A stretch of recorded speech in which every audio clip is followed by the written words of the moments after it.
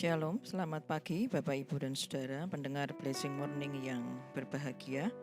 Puji syukur pada hari ini kita bersama-sama kembali di dalam persekutuan dengan Tuhan. Kita mengucap syukur untuk berkat yang baru yang Tuhan sediakan pada hari ini. Mari bersama-sama kita akan memperhatikan kebenaran firman Tuhan dari kitab Amsal pasal yang kedua ayat yang ke-6 sampai ayat yang ke-8. Demikian bunyi firman Tuhan.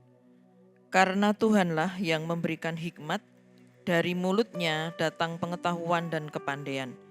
Ia menyediakan pertolongan bagi orang yang jujur, menjadi perisai bagi orang yang tidak bercela lakunya, sambil menjaga jalan keadilan dan memelihara jalan orang-orangnya yang setia.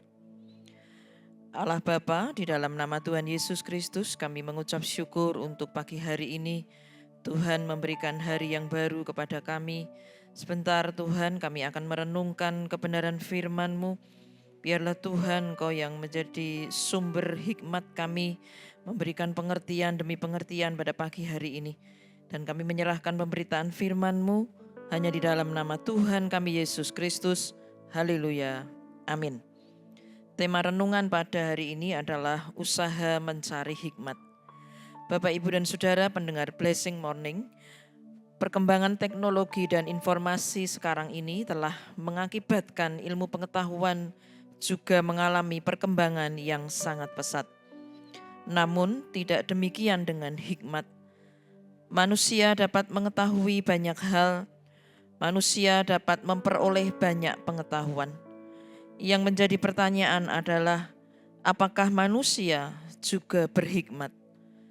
Hikmat memiliki makna yang jauh lebih dalam daripada pengetahuan. Hikmat adalah pemahaman mendalam seseorang untuk bertindak sesuai dengan kehendak Tuhan. Orang yang berhikmat menunjukkan suatu sikap dasar yang mempengaruhi setiap aspek kehidupannya. Dasarnya adalah takut akan Tuhan. Takut akan Tuhan merupakan awal dari hidup berhikmat. Takut bukan berarti seram atau ngeri, tetapi lebih menunjukkan sikap hormat, memuliakan dan menghormati Allah, serta menaati setiap firman-Nya. Hikmat adalah tema paling utama di dalam kitab Amsal, dan hikmat datang dengan dua cara. Yang pertama, hikmat sebagai pemberian Allah, dan kedua, hikmat juga adalah hasil dari pencarian yang tekun. Sumber hikmat adalah Tuhan dan firman-Nya yang dinyatakan di dalam kitab Amsal pasal yang kedua ayat yang ke-6 sebagai sumber pengetahuan dan kepandaian. Karena Tuhanlah yang memberikan hikmat, dari mulutnya datang pengetahuan dan kepandaian. Berdasarkan ayat ini, hikmat adalah pemberian Allah bagi kita. Namun Allah memberikannya hanya untuk orang-orang yang sungguh-sungguh mencarinya. Di dalam kitab Amsal pasal 2 ayat yang ke-7 dikatakan, Ia menyediakan pertolongan bagi orang yang jujur, menjadi perisai bagi orang yang tidak bercela lakunya. Allah memberikan hikmat dan kemenangan kepada orang percaya yang sungguh-sungguh setia dan taat kepada Allah. Sebaliknya, Allah tidak memberikan hikmat dan kemenangan kepada orang-orang yang hidupnya menurut kehendak-Nya sendiri. Oleh karena itu, di dalam kitab Amsal pasal yang kedua ayat yang pertama sampai ayat yang keempat dituliskan tentang sikap yang benar terhadap hikmat.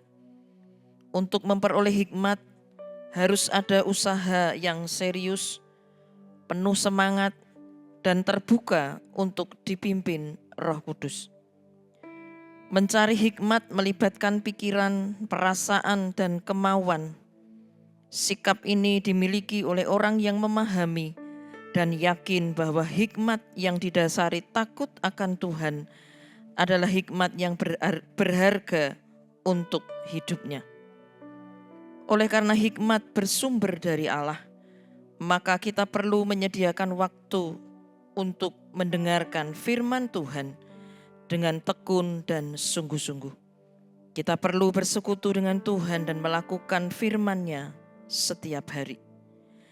Di dalam kitab Amsal pasal 2 ayat yang ke-7 sampai yang ke-16 dituliskan tentang berkat atau upah dari orang yang berhikmat.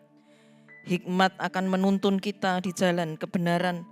Pertolongan disediakan bagi kita. Hikmat menguatkan kita sehingga tidak tergoda untuk melakukan dosa. Dan kita akan memiliki pengenalan akan Tuhan.